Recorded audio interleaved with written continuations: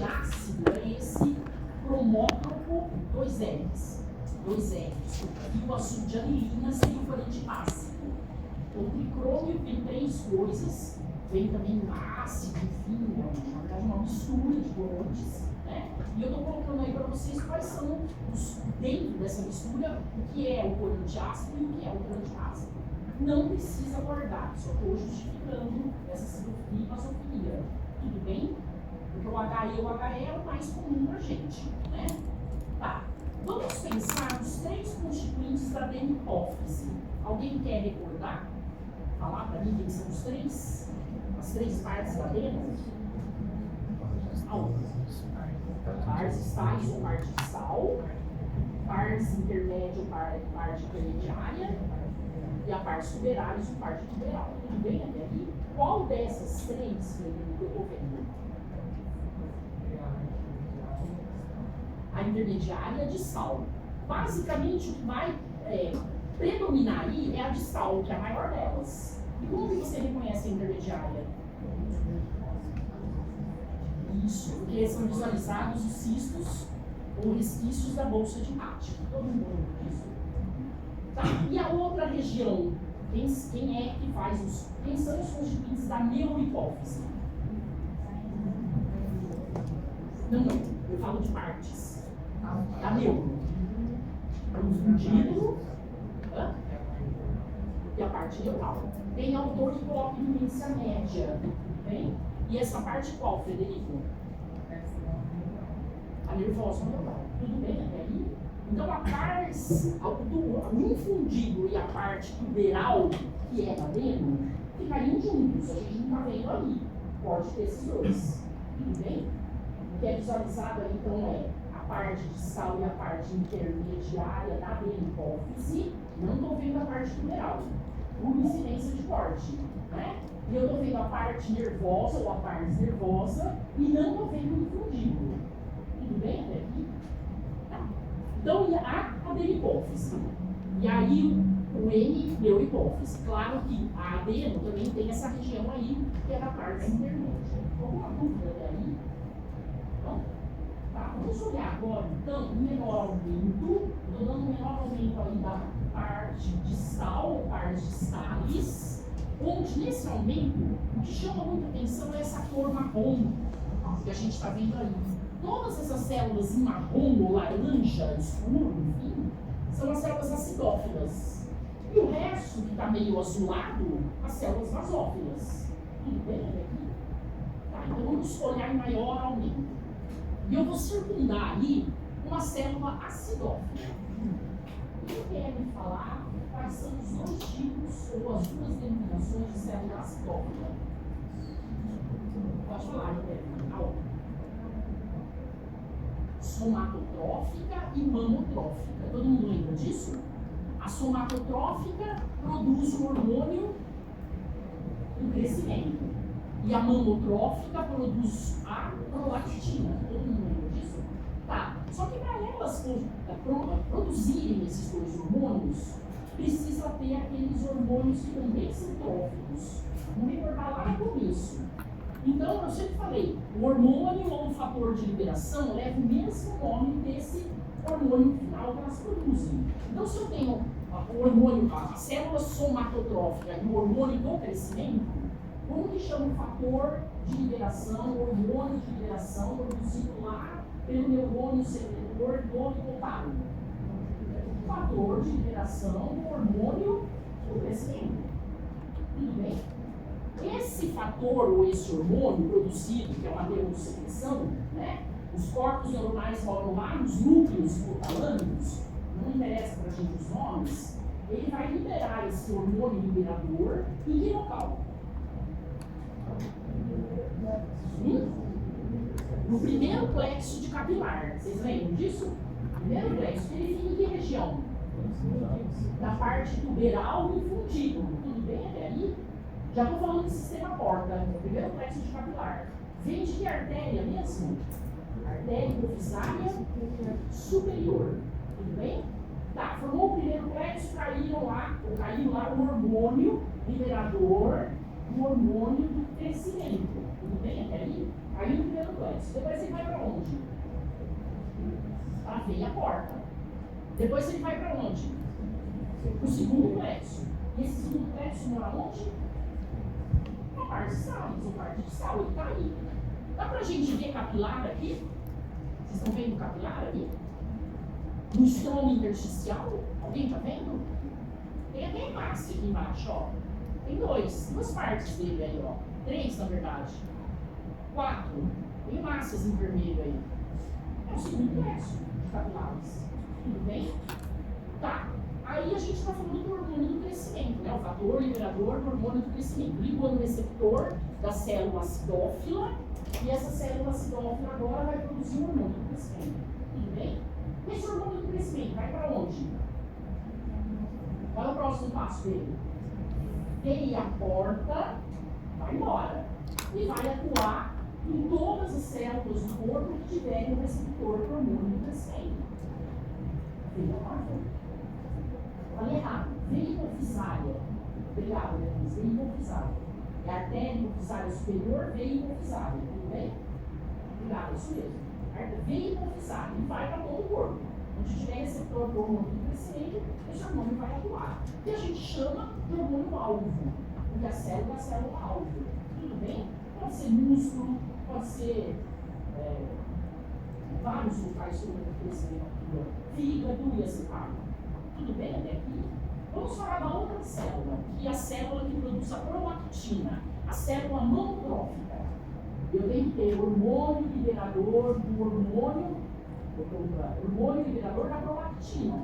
Tudo bem? Aí no primeiro plexo, a mesma história. Passa pela veia porta hipofisária, aí no segundo plexo, atua sobre o receptor da célula acidófila, que a gente chama de monotrófica, e essa célula produz a prolactina. Tudo bem? A prolactina cai na veia hipofisária e vai embora para todas as células que tiverem receptor da prolactina. Basicamente, é mama, né? E o receptor da prolactina é mama. Tudo bem? Pois é.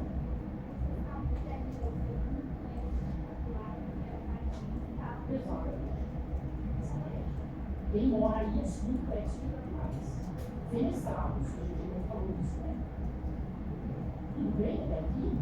Falamos das células acidófilas. Vamos falar agora das células, vou rodear ali, basófila. Rodeei pertinho dela. Existem 3 tipos de células basófilas. Quem gostaria de falar qual é a célula? Quais são? Vamos lá. Corticotróficas, gonadotróficas e tireotróficas. Tudo bem? Essas corticotróficas eu posso chamar de adrenocorticotrófica também. Ok? Tá, é a mesma história. A gente tem sempre que ter um hormônio liberador de cada um desses hormônios. Quem são os hormônios, né? Gonadotróficos, FSH e LH. Então eu tenho que ter o hormônio liberador das gonadotrofinas, lá dos hormônios secretores hipotalâmicos. Tudo bem? Vou lançar no primeiro plexo esse hormônio ou esse fator. Para as corticotróficas, o hormônio liberador, o fator liberador do hormônio corticotrófico. Tudo bem? E para a tireotrófica, o hormônio liberador do hormônio tireotrófico, que a gente chama de TSH. Né? Tudo bem? O hormônio liberador desse hormônio, né? Tá. Aí todas do primeiro plexo, a mesma história. Passam pela veia porta hipofisária, cai no segundo plexo, vão atuar nos receptores de cada célula basófica específica, as células então vão liberar os respectivos hormônios. Né? O hormônio adrenocorticotrófico ou corticotrófico que faz, as gonadotrofinas, os hormônios gonadotróficos, o FSH e o LH, e o hormônio tireotrófico, que é o PSH. Tudo bem? Cai na veia hipofisária e vão atuar em todas as células que têm receptores para esses respectivos hormônios. FSH e LH ovário testículo, vai em todo o corpo. Né? O hormônio corticotrófico, o adrenocorticotrófico, é para as células. Ele sai dali, lá no córtex adrenal, não é? A gente viu? E que mais? E a tireotrófica, do folículo tiroidiano. Tiroidiano. Tudo bem até aqui? Aí vamos falar do folículo. produzir sob a ação desse hormônio? Quem? O T3 e o T4. E aí o T3 e o T4 vão atuar de uma maneira geral no metabolismo básico e a mesma história do receptor da célula. Tudo bem até aqui? Tem gente que fala que célula-alvo é essa célula final do T3 e T4. Tem gente que fala que a célula-alvo pode ser essa basófila da hipófise. Então, não precisa ficar guardando quem é hormônio-alvo, quem é hormônio trófico. É hormônio de uma maneira geral. Tudo bem? Tem que só saber aí essa ordem que a gente acabou de falar. Mas não. Depois do segundo plexo capilar vai como? Oi? Depois do segundo plexo capilar tem alguma? Veia hipofisária. E aí alcança as células que têm receptor para os respectivos hormônios. E a veia porta, Veia porta hipofisária. E depois também a veia Hipofisária. Não é porta, né? Que mais outra célula que mora ali? Que a gente também vê? Cromófila. Vou circular uma, tá em verde aí. O que ela é? O que essa célula é? É uma cromófila não secretora. Ela pode ser uma acidófila ou pode ser uma basófila. A gente não sabe. Tudo bem? Tá, então ela liberou o seu produto, está começando a produzir, lembrando que não tem afinidade com esses corantes ácido ou básico, então ela fica descolada, esse citoplasma branco aí, por conta da ausência dos grânulos, né? Que é o conteúdo do grânulo que tem afinidade com os respectivos corantes, ou ácido básico. Tá, então eu vejo as duas cromófilas, eu falo de tipos gerais, né? E a cromófila. Mas tem uma que a gente não vê, só por técnica especial. Quem era essa? Folículo estrelada. Essa mora no estroma, né? E aí ela tem várias funções. Ela pode originar novas células, cromófilas, ela pode fazer fagocitose, ela é o suporte de todas essas células e assim vai. Tudo bem? É multifuncional essa célula. Ok? Que a gente monta. Né? Essa é a parte distais, ou parte distal da hipófise. Se eu for para a parte intermédia ou parte intermédia, que células que eu vou ver lá, basicamente? Alguém lembra? A basófila.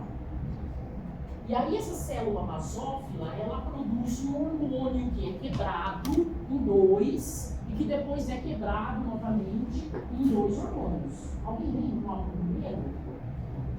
Chamava PONC. Pró-ópio melanocortina. Grandão. Que vai se dividir em dois. ACTH e quem é o outro? Hormônio lipotrófico e adrenocorticotrófico. Tudo bem? O adrenocorticotrófico produz quem? O MSH, o hormônio estimulante de melanócito. E o outro a beta-endorfina. Tudo bem? Porque aí a gente vai falar do MSH, que o homem não tem muita atividade, mas em animais tem, né? Que é o hormônio estimulante de melanócito para produzir melanina. Tudo bem? Então isso aí é da parte intermédia, dessa parte aqui. Né? E basicamente, claro, tem vascularização, óbvio, a gente vai ver aí capilares, vai ver hemácias, enfim, mas esses cistos são resquícios da bolsa de Rath, que é o teto da cavidade oral primitiva, ele evagina, e nessa evaginação apresenta aí o espaço dessa evaginação, é o cisto, o futuro, né? O epitélio que reveste aí é um epitélio que vai basicamente ser simples único, mas essa a gente sabia que isso não tem função nenhuma, né? Apenas é um resquício do desenvolvimento da hipófise. Okay? E as células que estão aí, se vocês olharem, basicamente as basófilas, que são essas que produzem esse PONC. Claro que tem a mesma história, tem que ter um hormônio liberador desse PONC lá no hormônio.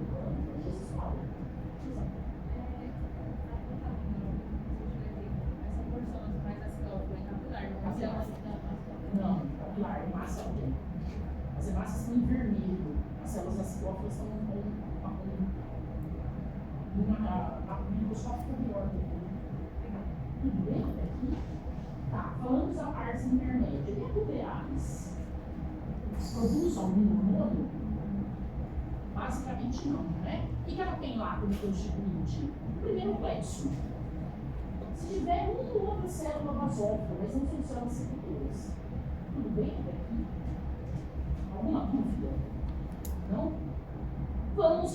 neurohipófise. Essa região que a gente está olhando é a pars nervosa ou a parte nervosa. Eu não estou vendo o múltiplo, ok? Porque ele pegou a correta, né? Ou às vezes incidência de corte, né? A gente sabe que essa estrutura é, como um todo, na verdade, toda a neurohipófise é constituída por tecido nervoso, né? E aí o tecido nervoso sempre tem corpo do neurônio, partes desse neurônio e a célula da glia que acompanha, tudo bem? Aí o corpo do neurônio não está presente, embora tenha um núcleo lá no tálamo, tudo bem?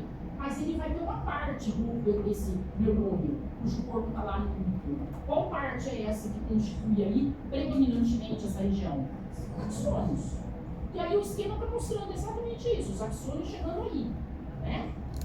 Tá, que mais? O axônio não pode ir sozinho. Os núcleos que a gente vai ver aqui acompanhando esse axônio são núcleos da glia dessa região que recebe um nome específico. Alguém lembra? Núcleos. E ele desempenha todas as funções que uma glia desempenha, menos produzir mielina. Os axônios aí são aguilídeos. Tudo bem? Os hormônios que aqui são acumulados, porque, na verdade, quem produz os hormônios são esses neurônios secretores. Os hormônios são armazenados aqui. A neurohipófise não produz hormônio nenhum, né? E eles ficam armazenados ao longo desse axônio e eles podem originar estruturas que vão ficar, vamos falar assim, edemaciadas ou aumentam se concentrar esses produtos de secreção no axônio. Que a gente tinha um nome para isso. Ao longo desse axônio podem aparecer estruturas arredondadas, que nada mais é do que esses hormônios armazenados. Alguém lembra o nome? Corpos de Ehring, com 2 R's. E a gente vai ver isso aí. Então, ao longo do axônio, a gente tem esses acúmulos. Claro que cada axônio tem um tipo de neurônio, um tipo de neuroexpressão. Tudo bem? A gente vai ver que é armazenado, né? Tá. Além, então, dos tribuícidos dos axônios, o que mais que a gente vê aí na neurohipófise? O que são essas estruturas aqui, ó? Vou passar a ponteira. O que é isso? O que só pode ser isso aqui, gente? Conjuntivo carregando vasos. A gente tem um monte de vaso com hemácia lá dentro também. Que conjuntivo é esse? Cápsula? Septo? Trabéculo? Existe isso aqui? Não. Que conjuntivo é esse? O estroma intersticial. Não existe uma cápsula separando a neurohipófise da neurohipófise. Tudo bem? A parte distal. Então, aquele estroma, que faz parte de toda a glândula, continua aqui, carregando os vasos.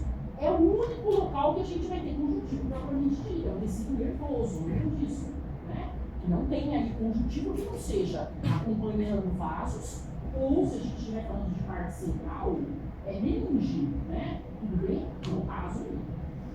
Tá, então nós temos aí vasos também nesse estroma intersticial. Vamos aumentar aí para a gente ver. Na seta, a gente tem um primeiro acúmulo de secreção no axônio, que eu estou apontando aí na seta em negro. Isso é um corpo de Ehring. Você encaixar isso dentro da neurohipófise. Os núcleos pertencem aos tribuícidos. Isso que vocês estão vendo em rede não é colágeno. Tudo bem? O colágeno vai ter onde tiver vaso sanguíneo, que a hemácia está bem aí chamando a atenção. Ok? Então toda essa rede aí é axônio, né? E tem um acúmulo de secreção ali que é o corpo de Ehring. O esquema mostra o axônio com vários corpos de Ehring e 2 tribuícidos em azul abraçando esse axônio. E o capilar fenestrado está em vermelho. Só para a gente comparar ao esquema com o corpus lógico. Tudo bem? E aí, no momento em que for necessário, né, o hormônio antidiurético e a ocitocina caem nesse capilar e vão para onde? O primeiro, de onde vem esse capilar? A artéria, que faz parte lá do sistema porta? Não. Artéria hipofisária inferior, tudo bem? Ela se capilariza, forma-se capilar só para a neurohipófise e sai como veia hipofisária, a mesma veia. Vão embora todos juntos, esses hormônios, né? Tudo bem? Então a DH e a ocitocina caem aí e vão atuar em locais específicos. O ADH, o hormônio de tireoide no rim, basicamente por erro, que a gente sabe, e a ocitocina, musculatura lisa de mama, até célula mioepitelial também tem esse corpo para ela, e miométrio, adulto. Tudo bem? Outro acúmulo de neurosecreção. Então tem lâminas aí um pouco mais azuladas, outra mais acinzentadas, mas esse acúmulo de neurosecreção ao longo do axônio é muito fácil de se ver, só vocês procurarem aí que vocês vão achar. Okay? Tá, essa é a hipófise. Alguma dúvida? Hein? De tudo que a gente discutiu, recordando o que foi falado? Não? Posso seguir o próximo corte? Hemácias. Vasos e hemácias que moram aqui. Sem diferenciar. Se capilar em corte longitudinal, pode ser avenida, pós-capilar, mas não é não arterial, isso aí. Se você está passando no chão. Se não metal. Pois não. Você que é parte de estabilização estômago? Áreas de Salles? Não, verdade. Não. Não. Porque lá é a parte assim, epitelial. E toda a parte epitelial tem parênquima, tem estômago. No estômago mora o plexo, que é conjuntivo. Mas ela tem algumas células epiteliais, uma ou outra basófila. Elas só não são secretoras. Okay? Para ser parte de hipófise, ela tem que ter célula epitelial. Não é só estômago, né? Okay? O fato é que não são secretoras. Tá? Pois não.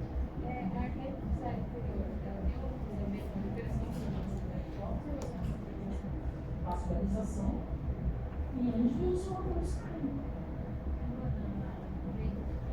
Sim, mas tem hormônio que cai, liberador das células, esse hormônio que vem para liberar esse hormônio ali que está rendido, ele precisa de um sinal. Tem que ter um sinal, como é que vai fazer isso? Né? É nesse sentido, tá? E a vascularização básica, né? Aumentar a via hipofisal, ou dos outros. Não tem que ver o que né? Eu sempre uma conversa. Posso seguir? Vou seguir. O próximo corte histológico curado pela hepatoxilina usina tem duas glândulas, vamos falar assim, né? A que está circundada aí é a paratireoide. E o resto não circundado, excetuando a cápsula, claro, é a tireoide. Tudo bem?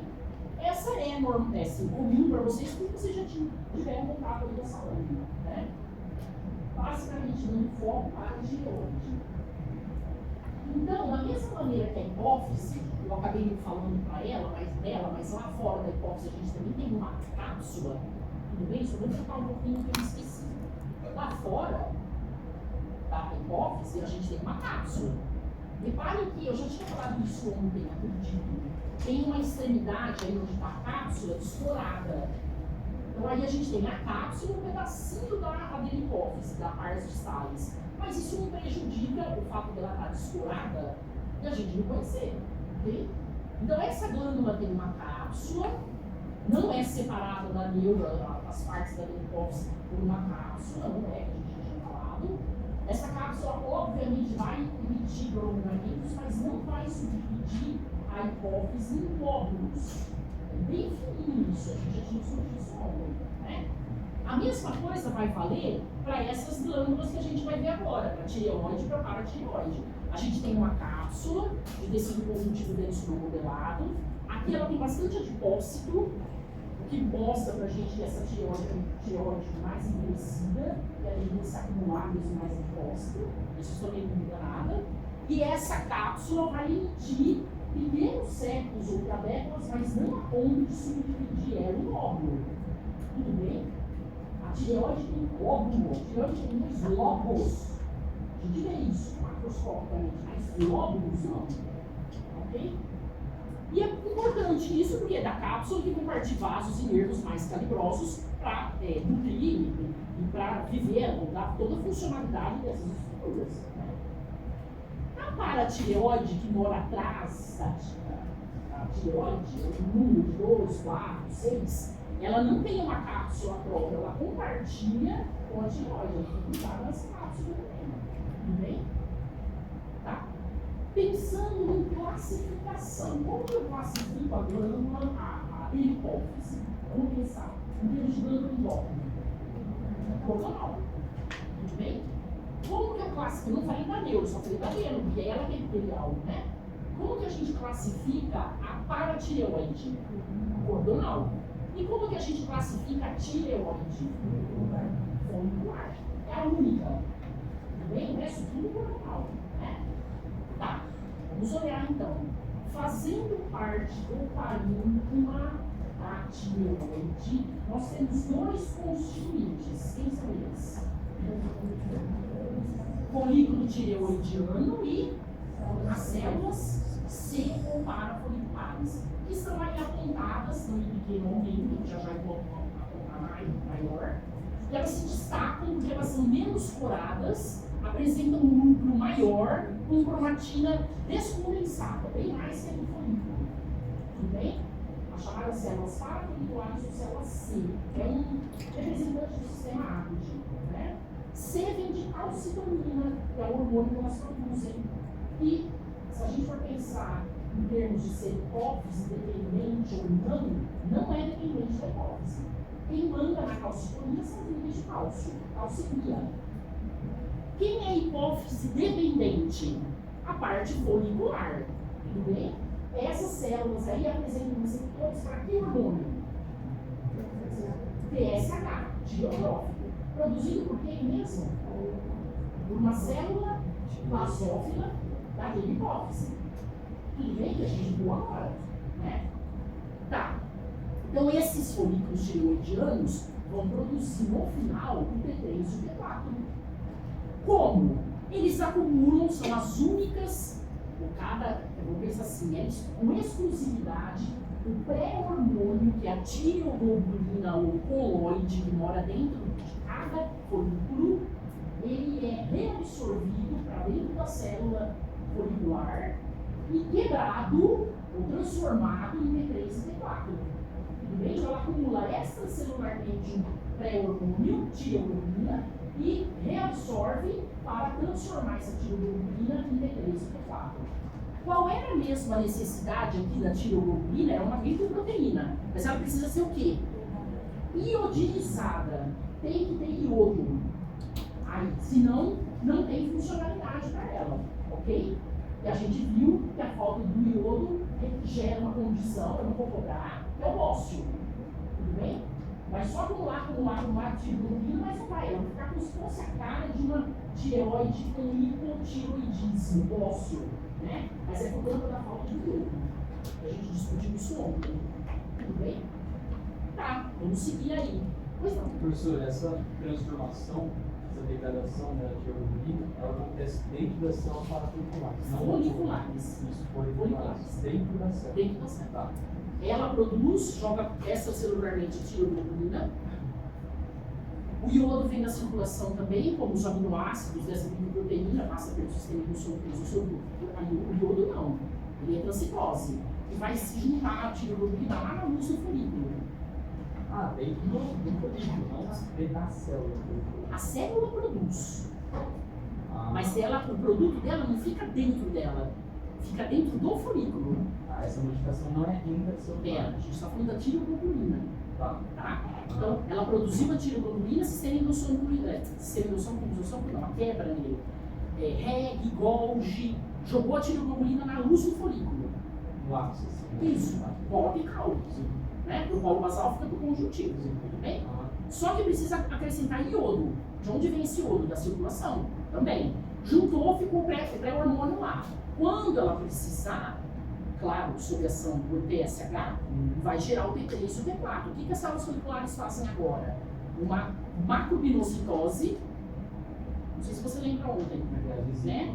Vesículo, vacúolos de reabsorção, vai para dentro da célula e no sistema endossômico e lisossômico, isso é quebrado em T3 e T4. Entendeu? Todo mundo entendeu? Quem faz isso para quebrar o T3 e T4 é o TSH. Por isso ele tem que vir junto com a circulação sanguínea. Sim. Tá. Ok? Posso seguir? Aí, dependendo do tamanho da célula que a gente via, normalmente qual é o epitélio que veste cada folículo? Cúbico, simples cúbico. Se a gente olhar ele simples, cilíndrico, com muito vacúolo de reabsorção, é uma tireoide que está doente, hipertireoidismo. Se a gente olhar um vacúolo grande, com muita tireoglobulina e um epitélio com folículo simples fabuloso, já é aquela tireoide preguiçosa que a gente fala, hipotireoidismo. Ela só está acumulando e não está formando T3/C4. Tudo bem? A gente viu isso ontem, né? E se eu não tiver o iodo, ela vai ficar com a cara também de uma tireoide com hipotireoidismo. Tem iodo, fica só a tireoglobulina não iodinizada lá e ele fica grandão. Também o folículo, cada folículo. Tudo bem? A gente viu, né? Tá. Então, o esquema está mostrando as células foliculares em roxo, tudo bem? As que estão em róseo, as parafoliculares ou células C, as duas formam o parênquima dessa glândula, os folículos tiroidianos mais as células parafoliculares ou células C, parênquima. E no estroma intersticial, o autor desenhou aí. O que está em verde? Desculpa, em vermelho. Aí presente. Os capilares fenestrados que moram aí no estroma intersticial. Tudo bem? E aí eu estou apontando em maior aumento nas setas em negro, porque o folículo é fácil, né, da gente ver, se destaca. Mas essas células menos coradas, róseo, mas menos acidófilo, comparem com o róseo da tireoglobulina, né? E um núcleo grande, cromatina descondensada, esse cordão aí, é de células C parafoliculares. Muito fáceis de serem visualizadas. Esse folículo aí é um folículo normal? Essa tireoide ela está normal ou ela está doente? O que vocês acham? Normal. Simples cúbico aí, folículo. Lembrem que, às vezes, por incidência, eu pego um folículo maior ou menor. Não quer dizer que o maior está acumulando e o menor não está. É assim, não. Lembra que as bolinhas entram na caixa. À medida que eu vou cortando, eu posso pegar em várias partes dessa mesma bolinha. Começo, meio, fim. Tudo bem? Elas ficam em posições diferentes dentro da caixa. Né? E a gente já tinha discutido. Como que eu chamo mesmo essas estruturas brancas aqui na tireoglobulina? Vacúolos de reabsorção. Então, quanto mais vacúolos a gente encontrar, a tendência da célula é estar cilíndrica e absorvendo muito colóide. Foi discutido já, né? A paratireoide que mora ali, ela tem dois constituintes, ela é cordonal também, né? Como as outras, só tireoide que não. Ela é uma glândula cordonal e tem dois constituintes no parênquima. Alguém lembra os nomes? Como são chamadas essas células? Uma dava para confundir com a célula lá do estômago. Oxífila, que a gente não vê. E a outra é principais. Lembram disso? Essas principais é que vocês vão ver aí durante a atividade. Toma conta aí, o próprio nome fala. E elas são as produtoras do parahormônio. Ação contrária à calciumina. Emanda aí é nível de cálcio. Hipófise independente. Ok? Arranjo cordonal. Posso aumentar aí? Vamos aumentar. Quando a gente olha, essa é a lâmina de vocês. Isso aqui não é. Eu achei só para mostrar as oxífilas. A gente não encontra facilmente oxífilas nas lâminas de vocês. Então, todas essas células que vocês estão vendo aí, esses núcleos, pertencem às células principais, produtoras do parahormônio. E no meio dá para perceber que tem estroma. Vocês estão vendo aí os cordões? Tudo é estroma. E aí dentro desses cordões moram de novo capilares fenestrados. Dá para a gente ver perfeitamente aí o estroma intersticial. Ok? Alguma dúvida?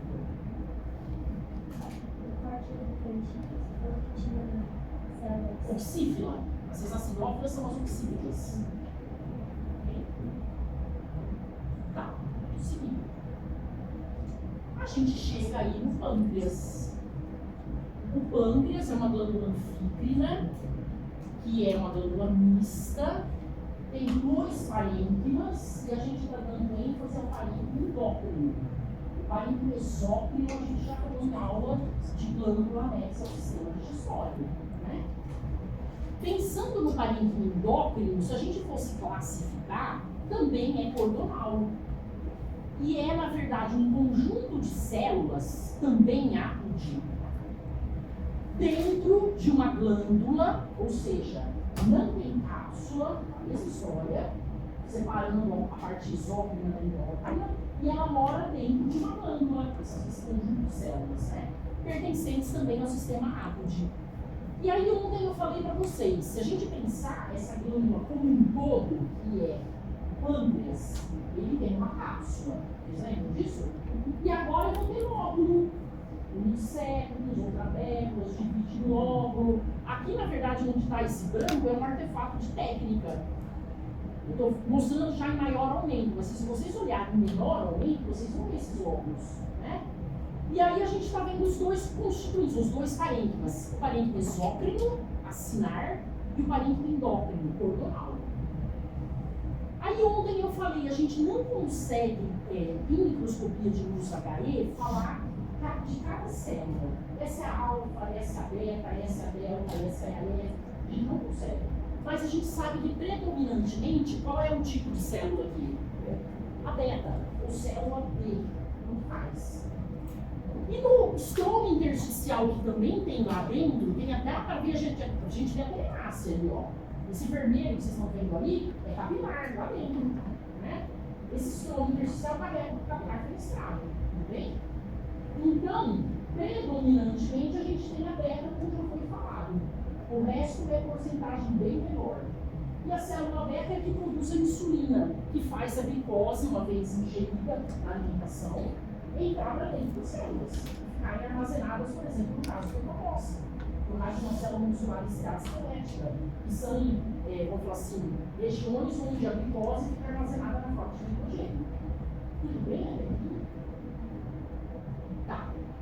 Nossa, eu achei que não tivesse colocado menor aumento e maior aumento. Olha a cápsula, emite septos ou trabéculas. Claro que tem artefato de técnica, em vivo não é grande assim esse septo ou trabécula, né? Sempre o tecido sofre uma certa vibração quando ele é processado, né? Mas em nada impede a gente ver a cápsula emitindo septos, aí a gente vê pedaços, né? Cada pedaço desse é um lóbulo. Né?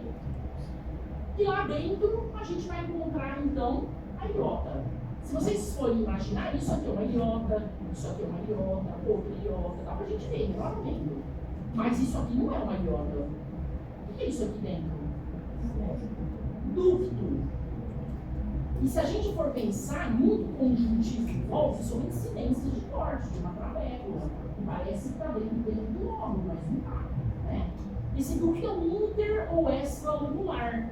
Depois a gente tem outra trabécula aqui, ó, com vasos sanguíneos, como arterial e venoso, né? Muito conjuntivo, conectivo. O ducto que mora dentro do parênquima, do estroma intersticial, é o ducto intercalar, que a gente recordou ontem, falando em posição exócrina, né? Tudo bem? Tá, então nós temos a iota e ela produz vários hormônios, né? Vários fatores aí que são liberados. Pois não. Inter ou extralobular. E fica dentro do intercalar, né? Dentro do estroma intercalar. Esse aqui não está dentro. É que por incidência aparentemente não está dentro, né? Posso seguir? Vamos seguir. A iota, novamente mostrando H e o HE, é um esquema para mostrar que quem predomina são as células beta, e aqui uma imunocitoquímica que eu mostrei ontem, peroxidase, onde foi usado um anticorpo anti-insulina, que marca exatamente onde a insulina está, né? Que é produto de secreção dessas células beta. Então a gente só consegue falar se a gente fizer imunocitoquímica. Em HI ou HE não, mas a gente sabe que predominantemente aí é o tipo B, está presente. Tudo bem? Isso é importante, é uma coisa diferente. Pensar na vascularização que existe fazendo parte ali a iota pancreática. Então, na verdade, o autor chama de sistema porta por conta não de duas redes de capilares e um vaso no meio. Ele chama por conta da ação local do que é produzido aí. Eu falei isso ontem. Então vem vindo um ramo arterial, claro que ele vai diminuir o seu calibre e vai formar capilares fenestrados. Tudo bem? Nesses capilares fenestrados, que estão em contato com a parte exócrina do pâncreas acinar, é onde vai ser liberados alguns produtos, né? De secreção das células da iota, células APOD, que vão atuar nesses ácidos localmente. Tudo bem? Por exemplo, o polipeptídeo pancreático atua aí. Mas a parte acinar também tem outra vascularização. Então são duas vascularizações existentes aí para a parte exócrina do pâncreas. Uma que envolve a iota e outra que não envolve. Aqui que a gente tem capilar fenestrado. E aí a gente chama de sistema porta insulo, que é ilha, acinoso, porque tem a ver com a parte exócrina, para aqueles ácidos que estão localmente ou ao redor aí das iotas. Então isso aqui é novo, por isso que eu fiz questão de mostrar atualmente uma novidade que vocês não tinham visto até então. Pois é. O que você não viu? Insulo e iota. E é chamado de sistema porta. Já começa por aí. Por causa da ação local. Isso. A parte endócrina em função da exócrina. Não é aquele sistema porta que a gente aprendeu, que é um vaso entre duas redes de capilares.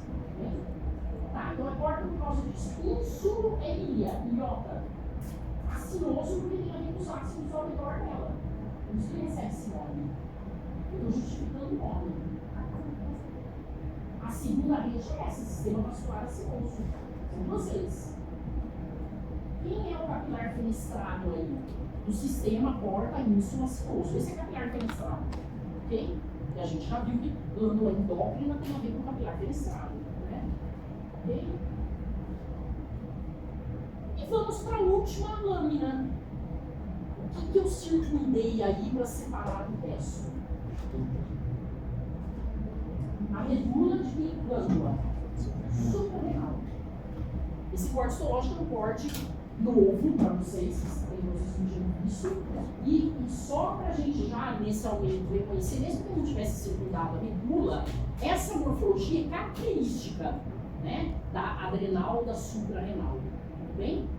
Ela tem uma região cortical abaixo da cápsula. Tudo isso é cortical, que vai da cápsula, do início ao final dela, até a linha pontilhada. E depois lá ao meio, a medula. Alguma dúvida? Essa cápsula também não emite septos ou trabeculas visíveis. A suprarrenal não é subdividida em lóbulos. Então, se a gente for ver dos 4 cortes histológicos, qual glândula é subdividida em lóbulo? Eu só vi uma. Pâncreas. O resto nenhuma. Ok? Tá. E vamos ver essa região cortical, que tem 3 zonas. Dá para perceber que a mais externa, vou passar a ponteira, ó. Ela é diferente do resto, vocês conseguem ver? Dá pra gente ver ela perfeitamente aí, ó. Como que eu chamo essa primeira zona aqui, ó? Glomerulosa. É um arranjo cordonal, arredondado, lembrando um glomérulo, porque o glomérulo também é redondo. De tal maneira que a pessoa que identificou a primeira vez, denominou e deu esse nome ali, achou parecido e ficou essa denominação, zona glomerulosa. Tudo bem até aqui? Bem visível. Depois essa aqui, que os cordões estão paralelos. Quem é essa zona aqui, ó? Que é a maior parte da região cortical da adrenal da suprarrenal. Fasciculada ou fasciculata, tanto fala isso. E depois, bem perto da medula, bem pertinho dela, já a gente vai aumentar cada uma, é a zona reticular. Toda a região cortical, ela é hipófise dependente.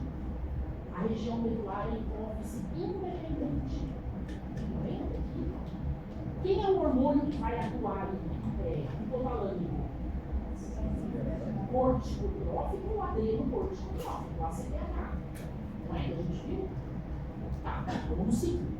Então, essa primeira, a região 1, é a zona glomerulosa, o córtex. 2 é a zona fasciculada, córtex. 3 é a zona reticular. Tudo bem? Morfologicamente distintas. Não dá para confundir uma com a outra. Né? E lá no meio, esse tracejado descontínuo aí, é a medula. Vamos lá. Número 3 aí, claro que eu coloquei fora, ele está na região reticular. Né? Na verdade, deveria ser ali, na verdade, é a região reticular. Para mostrar para vocês que se eu for da medula, da parte mais perto dela, para o outro lado, eu vou encontrar as mesmas zonas. Mesma coisa. Tudo bem? Então, no meio sempre tem a medula, na beirada do córtex. Tudo bem? Então, pertinho da medula, a zona reticular. Né? Alguma dúvida? Não sei, pois não. Depende. Só recordando, essa glândula tem essas duas regiões dessa glândula tem duas origens embrionárias distintas. O córtex vem do mesoderma, mesênquima, né? E a medula, o ectoderma, bisneural. Tudo bem? A gente já tinha falado. Vamos ser maior ao meio. Quem basicamente eu tenho aí? Região cortical, tem um pedacinho da medular ou basicamente a cortical? O que vocês acham? Basicamente é ela. A medular começaria aqui, né? Mas tudo é cortical. Tudo bem?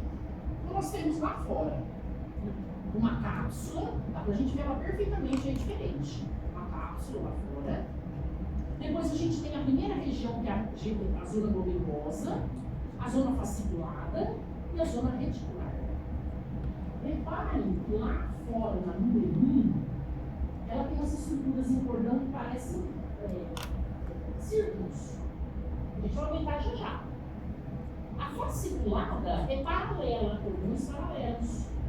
E a reticular, o que é esse nome reticular? Parece uma rede, mas é cordão. A gente vai ver. Bem? Eu justificando os nomes. O que é glomerulosa? Redondo. O arranjo do cordão. Fasciculada, parece fascículos, reto, paralelo. E reticular parece rede, mas tudo é cordão. Né? Tá, vamos ver a primeira região. Quando eu falo para vocês arranjo cordonal arredondado, é isso aqui, ó.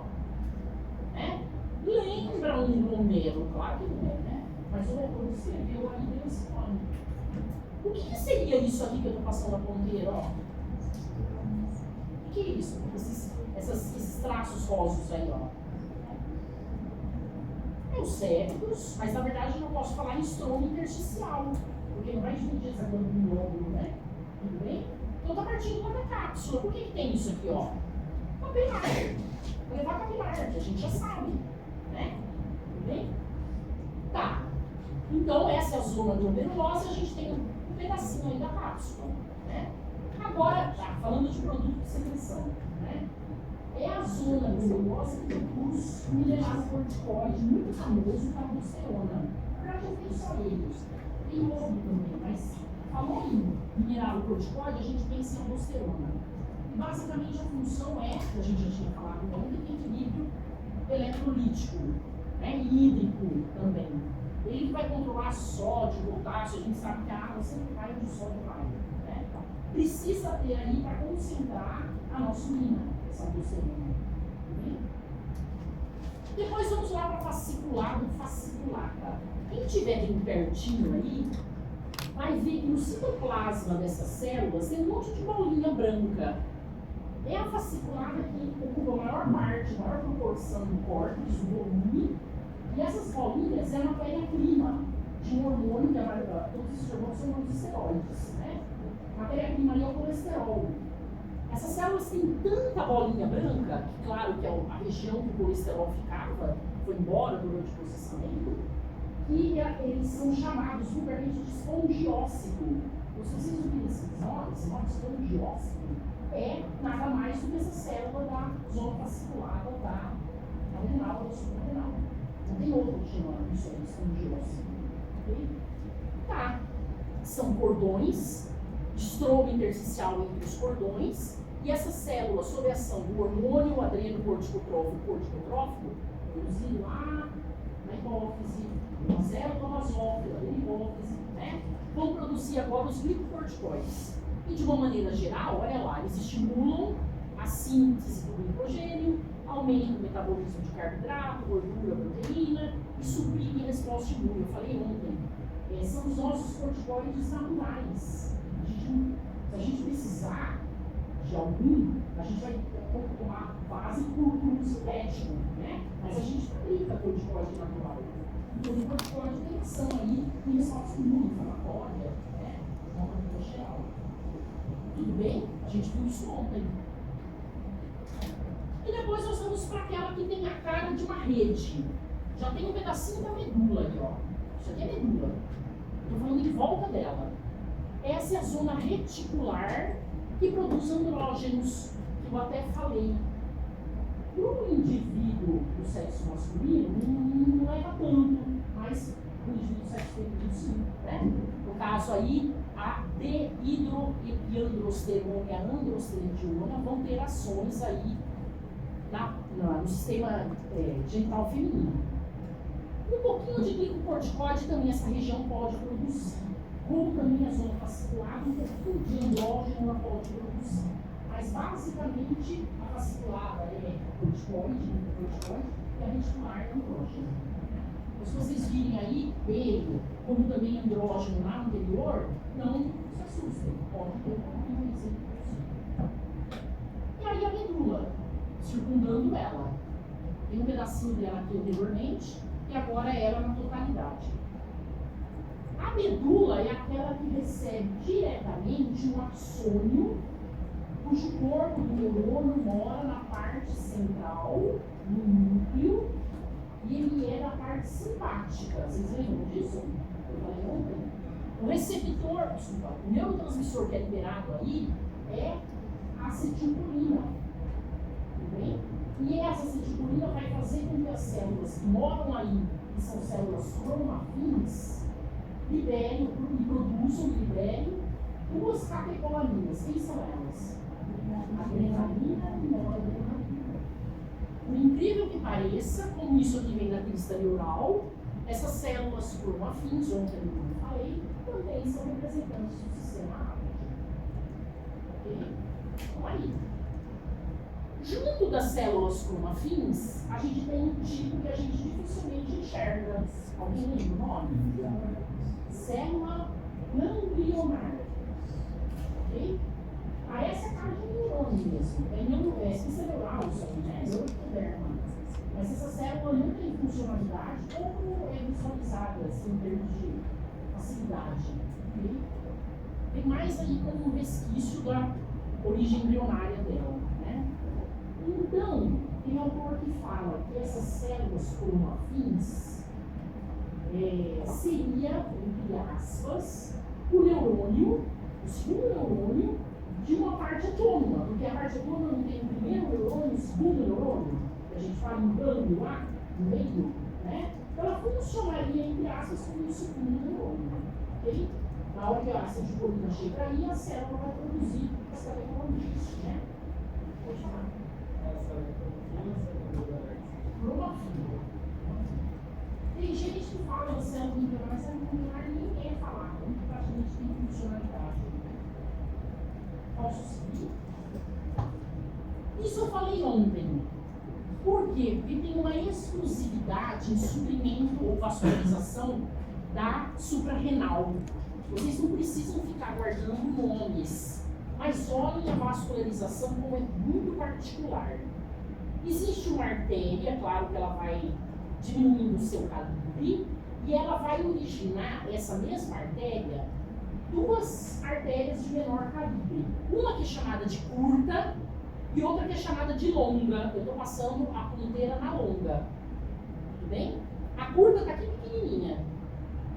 Essa artéria curta vai formar um primeiro plexo de capilar na primeira região do córtex adrenal. Que região é essa que tem esse primeiro plexo? A zona glomerulosa. Tudo bem? Reparem que não tem a extremidade venosa. Alguém está vendo a extremidade venosa? Não tem. Depois dessa primeira rede de capilar que veio dessa artéria curta, vai vir uma outra artéria longa, claro que vai vir uma arteríola, e agora ela vai formar um segundo plexo aí. Então tem dois plexos. O primeiro só tem ramo arterial e o outro tem ramo venoso também. Tudo bem? Que vai estar lá na região da zona reticular. A artéria longa, que veio lá daquela artéria principal, eu não sei se ela tem o nome de artéria, não sei como é que é a denominação dela na anatomia, né? Essa artéria longa, ela vai formar o plexo de capilar, agora a longa, lá na medula. Então eu tenho, na verdade, a gente vai pensar 3 plexos de capilares. Tudo bem? Um que é só ramo arterial que fica na zona glomerulosa. Um que é ramo arterial e venoso que fica na zona reticular, mas vem da artéria curta. E o outro que é venoso, arterial e venoso, que fica lá na medula, que vem da artéria longa. Então, é muito específico, exclusivo da adrenal essa vascularização. Tudo em função da funcionalidade dessa glândula, né? Onde são jogados os hormônios aí produzidos e assim por diante, né? Então está sempre falado aí, a zona glomerulosa, mineral corticóide, a fasciculada, glicocorticóide, a reticular, andrógenos de uma maneira geral. E aí ele está falando do controle. A região cortical é hipófise dependente, é o hormônio adrenocorticotrófico que atua, que a gente já tinha falado, ou o hormônio corticotrófico. A glomerulosa, além dele, tem também o controle da angiotensina. O que é a angiotensina? Que história era essa? Não estou entendendo nada. Calma aí. O que é a angiotensina? Faz vasoconstrição. É importante a gente vasoconstritor. Que a gente viu lá em mim. Toda aquela história do aparelho justo-glomerular. Vocês lembram disso? Que dava essa angiotensina que é funcionada em angiotensina 1. Na verdade, as células justo-glomerares liberaram o primeiro hormônio. Quem era ele? Renina. E a renina que atua sobre o angiotensina produzido pelo fígado. Lembra disso? Uma proteína plasmática. E dele tem a angiotensina 1 e a angiotensina 2. Essa angiotensina 2 é um potente agente vasoconstritor e ela também manda na zona glomerulosa. Então ela tem dois controles. Do ACTH, intermediário, e também da angiotensina 2. Tudo tem tudo a ver. A gente fala sistema renina, angiotensina, aldosterona. A gente fala isso, essa segunda coisa aí, né? Do controle de absorção de sódio, para concentrar mais ainda o nosso corpo. Ele não fala em sistema pórtico. Tem 2 redes de capilares, mas aí vem a história. Mas esse sistema pórtico pode guardar 2 coisas. Ter um vaso no meio de 2 redes capilares e a ação ser ali. Aqui a ação não é ali. Entendeu? O final disso não é ali. Então, o pâncreas é só um. Você entende? Então você fica assim, não é chamado de sistema pórtico. Não é chamado. Falo em vascularização especial aí da adrenal, suprarrenal de uma maneira geral. Ok? Posso seguir? Vou seguir. E essa a gente não tinha falado. Eu deixei para falar a mineral, como deixei para falar também o sistema neurodócrino difuso para hoje, né? Era muita informação. Não vou cobrar pineal, mas eu acho interessante a gente falar sobre ela por causa do produto, um dos produtos. Os pinealócitos produzem, que são células-A de isso também, que é a melatonina. Vamos falar dele. Pineal, ela é tecido nervoso. Vamos começar aí. Para ser tecido nervoso, o que tem diferença? Ou o corpo de neurônio, né? Com a glia, ou prolongamento com a glia. Isso é tecido nervoso. É a mesma história aí. Então a gente vai começar pensando nisso. Vamos pensar primeiro na secreção. Essa secreção ela varia com ciclos de claro e escuro. Né? A melatonina é produzida no escuro, quando a gente está aí em baixa luminosidade. Isso é muito importante para a gente, porque a melatonina tem várias coisas. Já vi isso todo o trabalho com a Débora dele, não sei se vocês conhecem, né? Participa de várias coisas, inclusive câncer, né? Que ela tem a informação. Mas é muito importante para animais. Então, quando a gente quer trabalhar com melatonina, a gente trabalha com animais cujo controle da velocidade do biotério tem um reloginho. Porque tem que ter certinho 12 horas de claro, 12 horas de escuro. Não pode fugir disso, senão, de certa maneira, acaba com todo sujo. Né? Então, a gente não percebe muito isso, apesar de ter uma variabilidade aí, a gente no Brasil, mas se a gente sair, a gente vai perceber. Por exemplo, se a gente for para um lugar onde não tem quase noite e escurece meia-noite, a gente vai sentir, porque a gente está aqui no dia a dia que não muda tanto. Né? Tá, então a primeira coisa que a gente pensa nisso, melatonina tem a ver com isso, mas não é só a melatonina que eles vão produzir que a gente vai ver. O que mais que a gente pode falar? Olha lá. Ela é formada, é revestida por uma cápsula pia mater.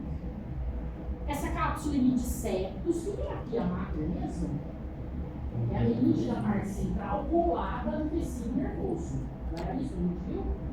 Essa pia mater emite septos porque tem que ter aí vaso sanguíneo entrando e, de novo, fibras nervosas amielínicas entrando aí. Esses lóbulos são lóbulos incompletos, não vai de fora a fora aí na glândula. É muito difícil a gente ter na caixa uma pineal. E olha agora o parênquima. O parênquima é formado pelos pinealócitos. Os pinealócitos são essas células do neuroectoderma, células ápide, acompanhados por células que acompanham ele, porque de certa maneira, entre aspas, neuroectoderma é nervoso, né? Isso é neural. Tem a ver com esse nervoso, tudo bem? Esses pinealócitos são acompanhados pela sua glia. E essas células são chamadas de intersticiais, neurogliais ou até, entre parênteses, astrócito. Tem muito lugar que vocês vão achar essa denominação. Parecido com o astrócito da parte central. Então, esse pinealócito, pensem nele como uma célula ápide originária da crista neural, e por ser neuroectoderma, por ser tecido nervoso, né, crista neural, ela funcionaria ali como um primo irmão de um neurônio. Né? E é ele que é neurosecretor, que vai produzir a melatonina. E ele tem que ser acompanhado por uma glia. A pineal é muito exclusiva em termos de parênquima. Né? Tá, o que mais que a gente pode falar? Olha lá. O interstício, quem é o interstício? Esses septos que partiram lá da pia mater, né? O conjuntivo, que está aí, que acompanha vasos, enfim, ele pode, de certa maneira, formar o que a gente chama de areia cerebral. Então, é acúmulo de coisas lá, nesse estroma. Muitos acreditam que sejam coisas que não são eliminadas, sistema linfático não atuando ali por isso aí, e que fica um acúmulo lá, que é característico quando a gente vê corte histológico, se a gente consegue ver de pineal, ter essas compressões aí, que eles chamam de areia cerebral. O órgão que a gente tem que ouvir na areia cerebral é pineal. Tá, vamos seguir. Deixa eu só voltar. Nós temos aí, claro, que não é da caixa de vocês, isso é imagem águas, enfim, só para mostrar o astrócito, que teria essa cara aqui, ó, a célula da glia. E o pinealócito, com a coloração de núcleo mais descondensado, maior cromatina descondensada do que é o evidente. Então, os núcleos menores, com cromatina mais condensada, seria da glia.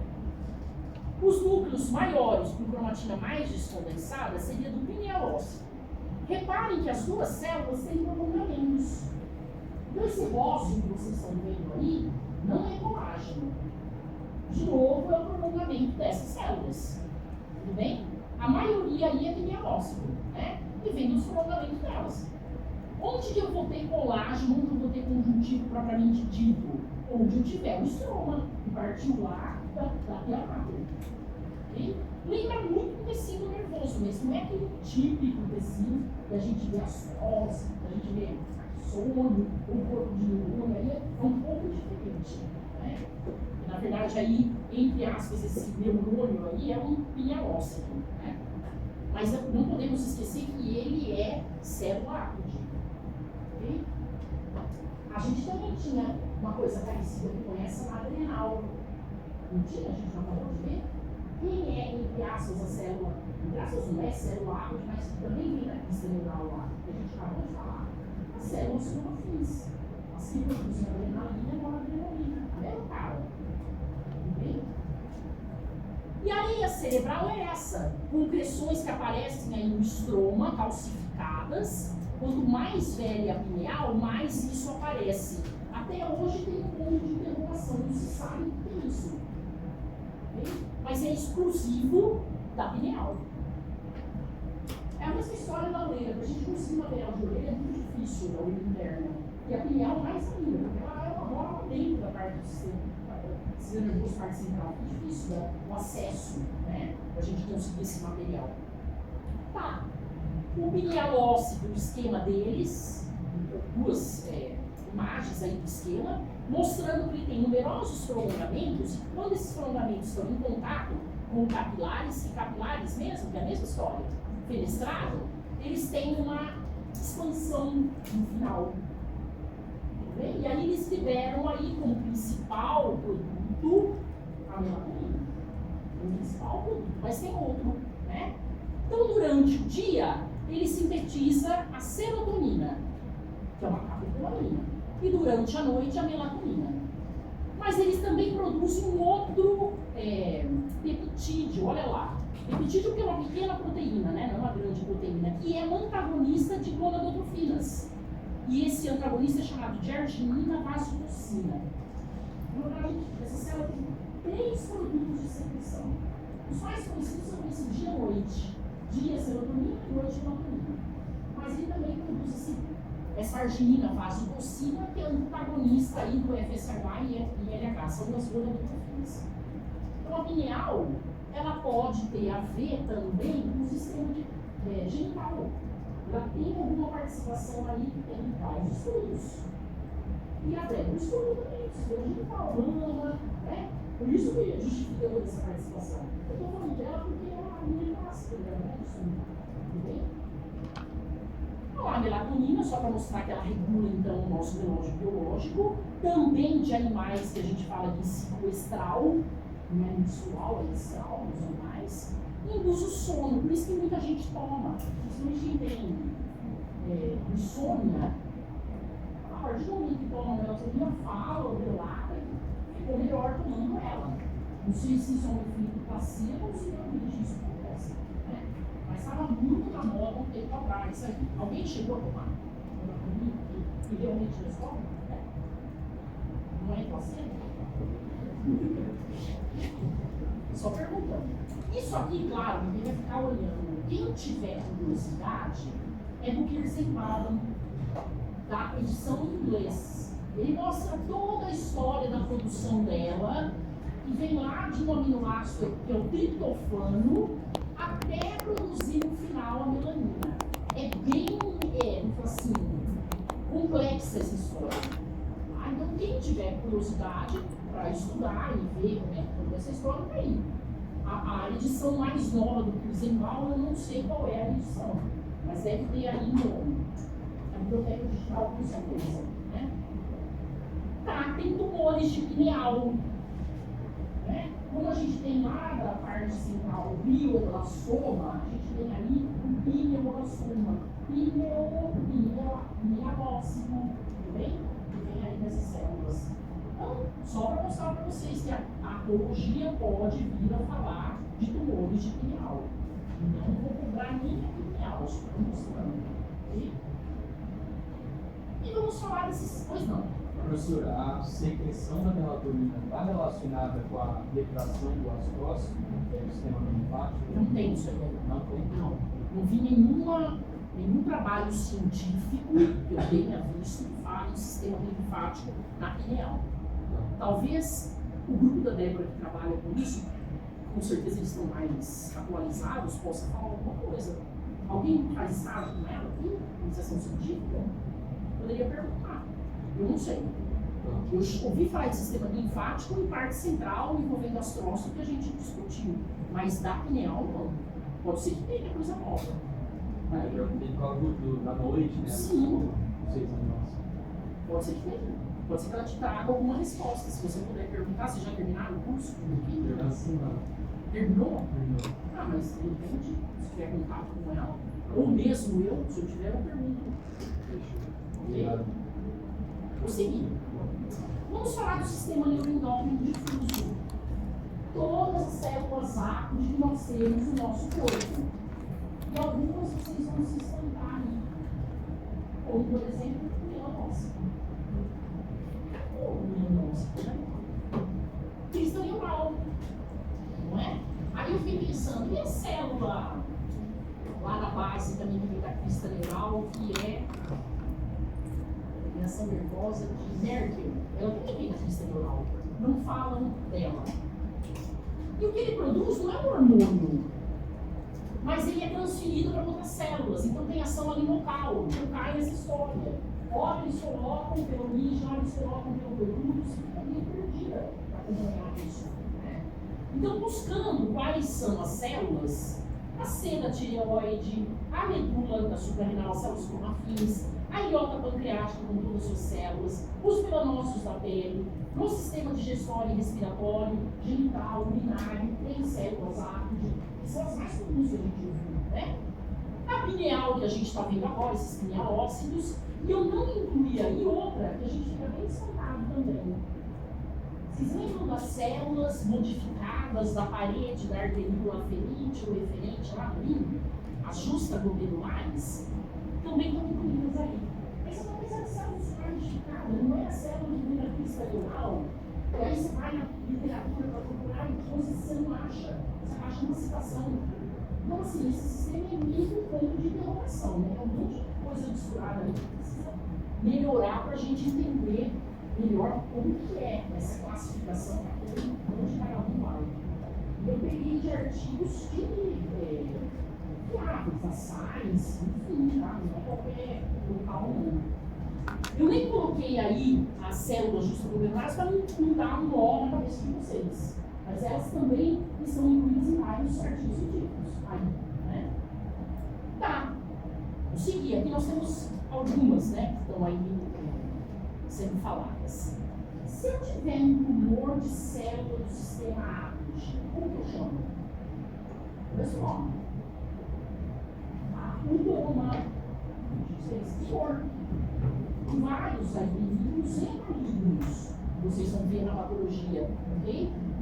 A cara dela, num esquema, e ela sempre libera o seu produto para um capilar. Então, o polo basal, vamos falar, que é o polo de secreção, é aquele que está no polo basal, o estroma capilar, né? Se ela tiver um estroma, obviamente. Né? Por exemplo, o melanócito, se a gente pensar nele, ele está no epitélio, ele está no estroma, né? Tá. Reparem que os grânulos de secreção ficam voltados, então, para o local que tem um vaso sanguíneo. E por que ele é chamada de ápide? Né? E isso aí é captura, né? E descarboxilação de precursores de amina, produzindo aminas ativas, peptídeos, hormônios. Os produtos de secreção são variáveis dessa captação e descarboxilação desses precursores. Né? Essas células têm caracteristicamente a maquinaria interna para produto secretório, para formar grânulos de secreção, mas a diferença é que esses grânulos não ficam com uma superfície límpico-apical, né? Superfície límpica interna e externa, e sim o tecido conjuntivo que contém o vaso. Essas endoendócrinas são as que a gente viu lá no sistema digestório, que a gente tinha lá no fundo das glândulas, descolada. Eu até falei para vocês, eu tenho medo de afirmar que essa célula, mas muito patologista vai falar que a célula descorada em HE ou HE no fundo de glândula é a célula ácide. Vocês vão ver na patologia isso. Eu já prefiro falar que ela não é visualizada, é bem visualizada, mas ela mora lá, e a gente sabe, perto da célula de Pannet, por exemplo, em glândulas do intestino delgado. Deixar ele poder no jejum e qualquer segmento. Né? Junto com ela também, quem que a gente tinha? Se a gente estiver pensando em glândula intestinal, eu também acho difícil da gente visualizar. A trompa, vocês lembram dela? Eu estava aí também. Né? Então, isso aqui a gente viu. A gente viu vários exemplos agora, a pineal, a medula adrenal, a célula C, né? Tá, então só para vocês verem o citoplasma pálido, o contato com a membrana basal, né? E a identificação é muito difícil em HI ou HE. Essa patologia vai falar que é, né? Se a gente curar por corantes especiais, por isso que elas são chamadas de cromafins, elas aparecem coradas, argentafins ou cromafins. Argentafins prata, cromafins de cromato de potássio. Tem corantes especiais que identificam essas células. Como são caros, a gente não utiliza para pôr uma taxa de lâmina. Né? A gente não tem dinheiro para tirar para esses corantes especiais. Né? Tá. Imunocitoquímica, isso é uma histoquímica, né? Imunocitoquímica que usa o anticorpo, identificaria melhor essas células também, do produto de secreção de cada um. Né? Aí a gente está vendo iota, e a gente já sabe que as células da iota também são células APUD, e a gente, se não fizer imunocitoquímica, pode fazer aí, usar outros tipos de marcação, como a cromogranina, cromafim, tem a ver com isso também, identificação aí das células. Então, outro tipo de identificação de célula APUD que não é a que a gente acabou de falar de peroxidase, que eu mostrei para vocês, que é uma peroxidase da célula beta, né? Nós estamos vendo aí as células ceroparafolicular, e aí, olha lá, é imunoperoxidase, anticorpo contra o produto de secreção da célula C, que é calcitonina. Os folículos tireoidianos não ficam marcados, por quê? Porque a maioria das células C moram no estroma, né? Uma ou outra mora depois da lâmina basal do folículo, então eu posso ter alguma marcação em alguns folículos, onde elas ficam também perto da membrana basal, da lâmina basal das células foliculares, né? Mas a grande maioria fica no estroma intersticial. Ó, e o melanócito, por que ele foi parar aqui, né? Se melanina é, de certa maneira, a gente pensa em pigmento, inclusão, a origem é crista neural também. Ele transfere isso para os queratinócitos, né? Tentei achar trabalhos científicos falando dessa classificação dele como uma célula APUD, eu não achei. Mas quando você vai para a Science, falando dos tipos de células APUD, ele está incluído. Então, se alguém tiver algum interesse em trabalhar em pele, assim, pode buscar isso também, né? E aí, para finalizar, quando a gente fala em doença do sistema endócrino, a gente tem que pensar em 3 situações. Em excesso de hormônio, vamos ver isso mais para frente, por exemplo, gigantismo, né? Ausência ou deficiência do hormônio, por exemplo, nanismo, tudo bem? A gente já falou. Ou resistência hormonal, que a gente tem o hormônio, mas ele não funciona. No caso do diabetes 2, que a gente falou. Existe a insulina, mas a glicose lembra, né? Então são essas 3 situações. Quando vocês forem começar a ver patologias ou a entrar na parte de endocrinologia, lá na parte clínica, vocês vão se deparar com essas 3 condições, que vão estudar diferentes doenças envolvendo o sistema endócrino. A gente finaliza aí com a apresentação de umas 4 lâminas.